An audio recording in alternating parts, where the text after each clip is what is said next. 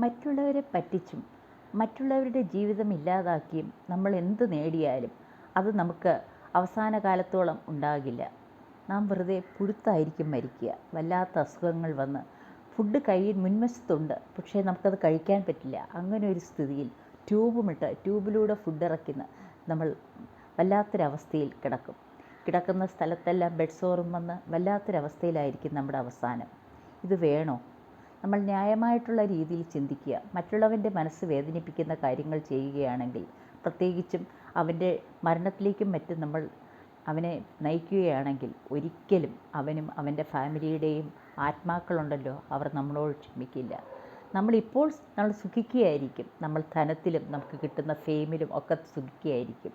പക്ഷേ നാളെ ഇതിൻ്റെയൊക്കെ റിഫ്ലക്ഷനായിട്ട് നിങ്ങൾക്ക് ഇതിൻ്റെ ഇരട്ടിയായിട്ട് നെഗറ്റീവ് എനർജി നിങ്ങളിലേക്ക് വരും. നിങ്ങളുടെ അന്ത്യം വല്ലാതെയായിരിക്കും. അപ്പോൾ അതുകൊണ്ട് നല്ലത് മാത്രം ചെയ്യുക, നല്ലത് മാത്രം ചിന്തിക്കുക. ഇപ്പോൾ അല്പം ചെറുതായിട്ട് അത്ര വലിയ ധനമൊന്നും കിട്ടിയില്ലെങ്കിലും, അത്ര വലിയ സ്ഥാനമൊന്നും കിട്ടിയില്ലെങ്കിലും നിങ്ങൾ പരിഭ്രമിക്കാതിരിക്കുക. ഇപ്പോൾ ഉള്ളതുകൊണ്ട് നിങ്ങൾ സന്തുഷ്ടരാകുക. എങ്കിൽ നമുക്ക് നമ്മുടെ വയസ്സുകാലത്തും നമുക്ക് നന്മയോടുകൂടി നല്ലതായിട്ട് ജീവിക്കാം, നല്ലതായിട്ട് മരിക്കാം.